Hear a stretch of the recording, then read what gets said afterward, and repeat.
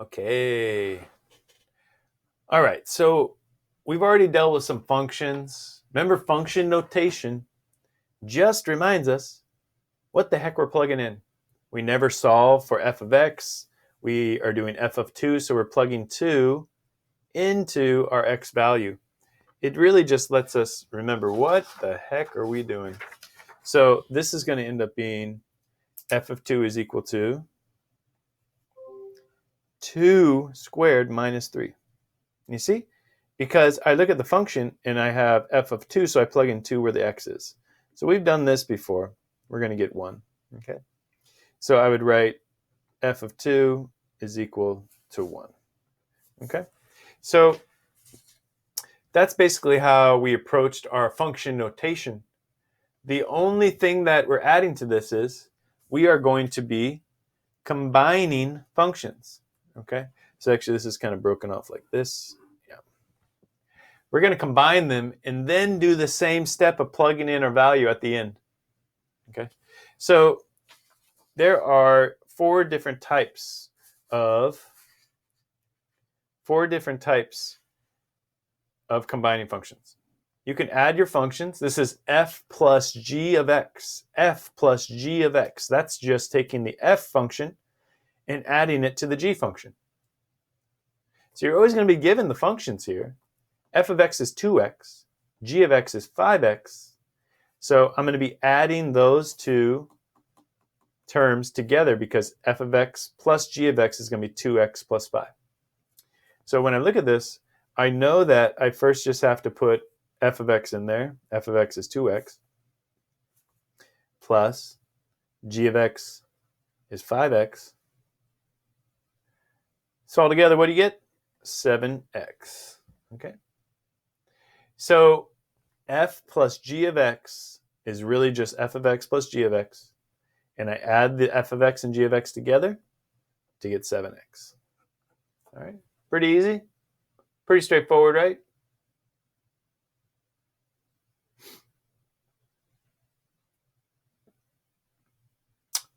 All right. Let me know in the chat if it's just if it's not making sense, anything I'm saying. I'll try again. All right. Now look, when we have subtraction, it's going to be the same thing. We're going to use the same f of x and g of x. We're just going to subtract them. So I'm going to get 2x, and this is important. I want you to put parentheses. Since we're subtracting, we don't want to mess up our positive and negatives.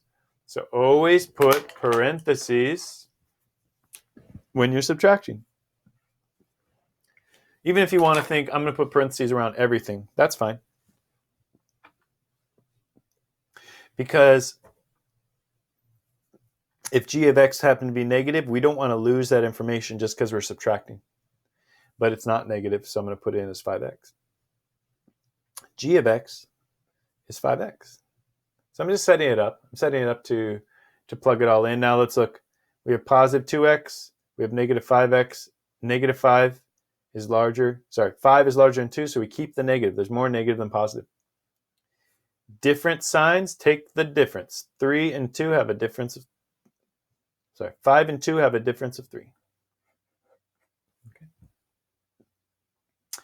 So when we added these, we got 7x. When we subtract them, we get negative 3x.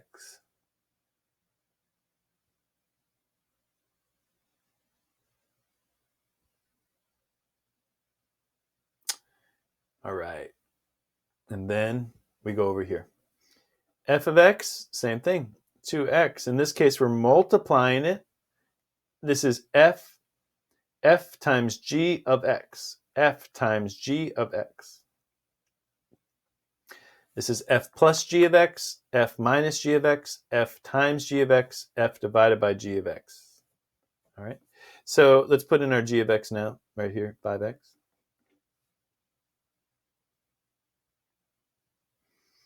Two times 5 is 10. X times x is x squared.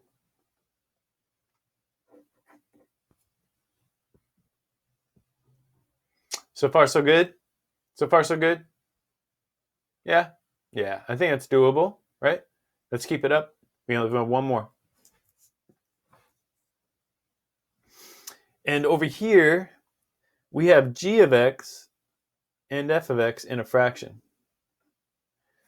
So I'm going to go ahead and put, well,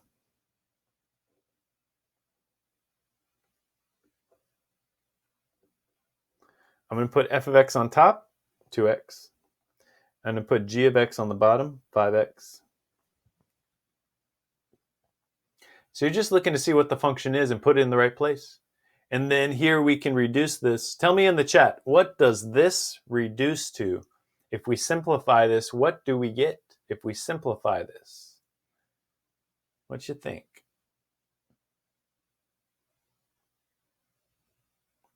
Oh, good.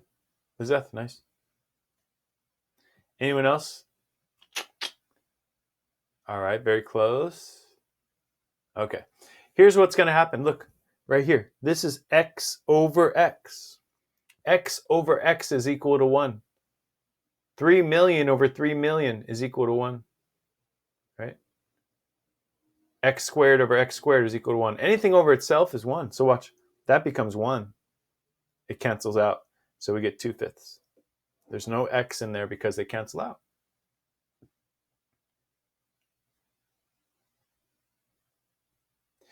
And we also have to state, because there was an x on the bottom, because there's an x in the denominator, we have to say x cannot equal 0. Because if we didn't say that, then what happens when x is 0? We have our function up here, right? It's 5x. If x was 0, we'd end up with a 0 on the bottom. Can't have that. All right. That one's probably the trickier ones, right? Okay, no problem. Yeah, no problem. Yeah, okay. Let's see. Thumbs up, sideways, down. Can we combine functions pretty easy? We combine them? Yeah. All right, thank you. Let's look at the next step then. Actually, you know what? Because we're going to be moving the paper down and down and down, why don't you take a screenshot of this if you need it, okay?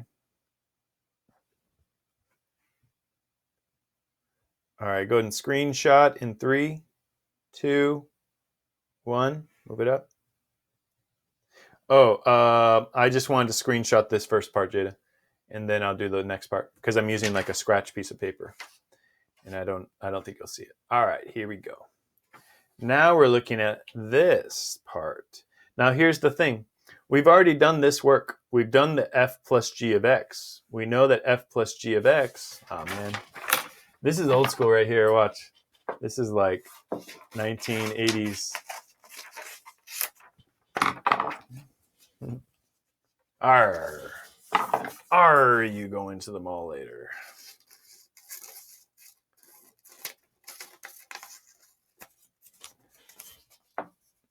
Boom, boom. All right, so we have this situation. Now it's not just f plus g of x like this, f plus g of x. We know that f plus g of x is 2x plus 5x, which gives us 7x, right? Here, f plus g of 2 is going to look at f plus g of x and plug 2 in for our x value. So let me just write this again. F plus g of 2 is going to be 2x plus 5x. We get 7x. And now we're going to plug in 2. At the very end, you just plug in 2. The answer is 14. So it's the same process of combining the functions as we just did. We got 2x plus 5x, we get 7x, and then we plug in our 2 because we're doing f plus g of 2. Same process as what we did up here. Same process. We get down, we figured out what f plus g of x is, and now we're going to plug in 2 for our x value.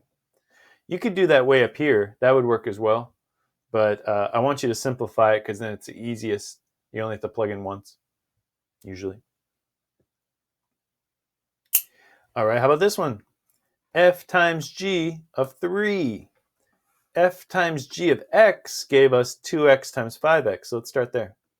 2x times 5x. We get 10x squared. And now let's plug in the 3. 10, 3 squared. 3 squared is 9 times 10 is 90. All right, so it's just doing what we did in the first part, except for after we're done, we have to plug in a number.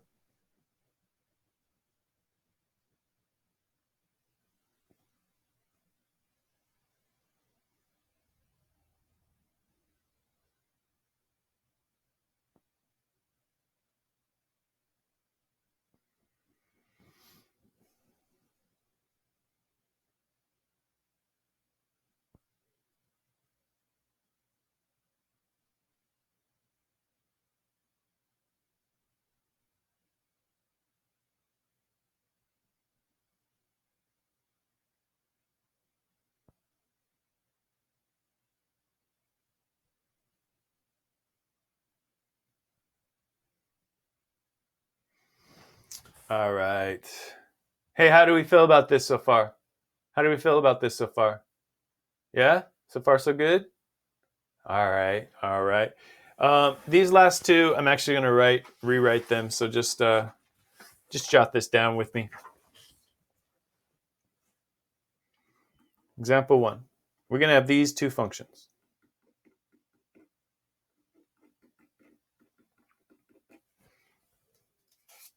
And what we want to do, we want to find f times g of 4. All right. Let's go ahead and I'll give you a moment. I'll give you a hint. Distribution is going to be involved. And go ahead and try to get me all the way down to the final answer. And then put it in the chat. Also, if you did the breathing exercise at the break, when you put your answer in the chat, let me know if you did it and how it affected you. We're just doing experiments.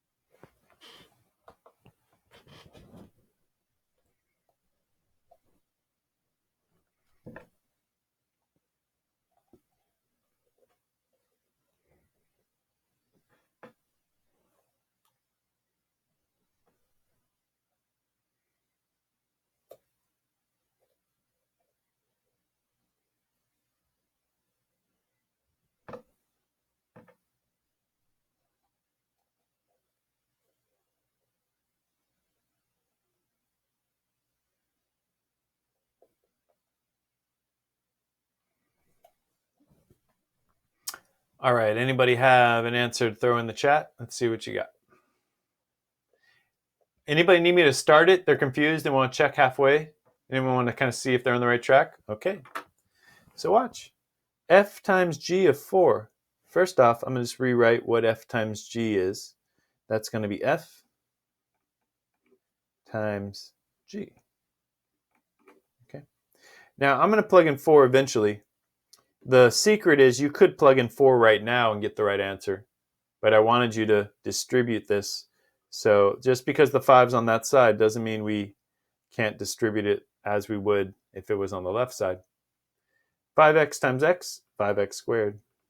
5x times 1, 5x. So now I need to plug in my 4.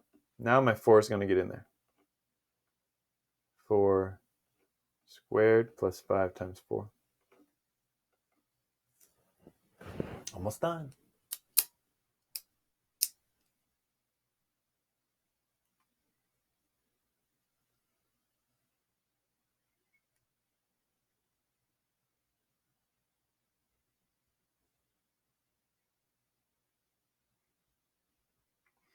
Grab a calculator. Definitely use your calculator. Okay. So first, remember, it was just taking f of x and g of x and multiplying them together. That's what we did right here. And once you do that, then you just plug in the 4, and you have f times g of 4. Okay, I don't see any answers in the chat. If you did get close, or if you didn't, what was the issue? Go ahead and tell me. All right. How did you get that? 1 second.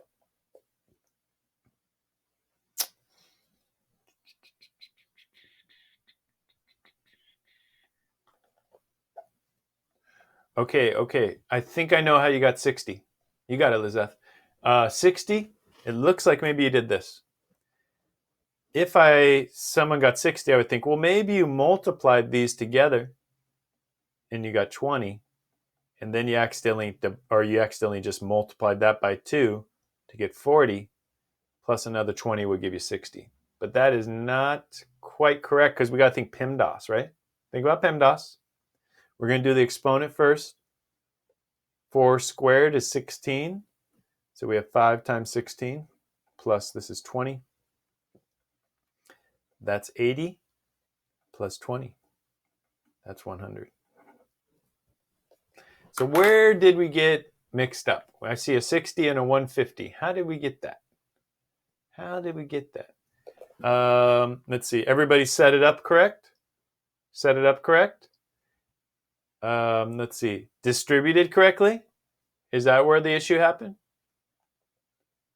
How did we get 150? Okay, so I see. As long as you can see your oh. Well, Lizeth, you got the correct answer, though. Somehow. You're just lucky. Yeah, it's not bad to be lucky. I want you to be skilled and lucky. So you have to distribute. Where is the 2 coming from? Good question. The 2 is coming from this. Let's bring this down over here. I'm going to just rewrite it as this because it's totally fine to do so. 2 times 3 or 3 times 2, it doesn't matter which comes first. I'm just multiplying 2 values. This is a single term and this is a quantity with 2 terms. When you distribute, you multiply 5x times x. If I expand this, it's 5x times x. Then you do 5x times 1 plus 5x, because 5x times 1 is 5x. Now look, 5 times x times x. X times x is x squared, so we get 5x squared plus 5x. Now we have to go in. You see now? Okay. Now just remember as well, this is x times x. This is not 5x squared, it's 5 times x squared. So when I plug in, this gives me 5 times 16 plus 20. This is 80 plus 20. It's 100. All right. Hey, just be careful with the distributing. That seems like it's the issue coming up. All right. No problem. Well, we are wrapping up class, and I will say, I'll show you a little shortcut. Who wants to see a shortcut to see if they got it right? 100%. Yeah. So the shortcut is, guess what? If I am just doing f times, if I'm doing f times g of x, right? Or of 4, I know that I'm doing f times g, which is our x plus 1 times 5x. So if I'm doing f times g of 4, I can, even before I distribute, I can go ahead and just plug in that 4 for my x's, and let's see what we get. 4 plus 1, 5 times 4. We get 5 times 20, we get 100. Okay, so you can plug those in. You could plug in that 4 right off the bat if you like. Here I plugged in 4 for my x before I distributed it, and it did make the problem a little bit straightforward. Now, I want you to be able to do both, okay? But you can always double check yourself this way, and that will help us get through this. Okay, we're going to look over this homework for sure next period. So do what you can from the homework. I think I gave you about 8 problems. Some are a little trickier, some are a little easier. Okay. So let's get the final verdict, guys. Thumbs up, sideways, down. How you feeling? Yeah? All right. All right. If it's still sideways, no worries. Let's keep on going through. Thank you. Let's keep on going with this on Friday, which is also our costume contest. Don't forget about that. And I'm going to go and stop this video.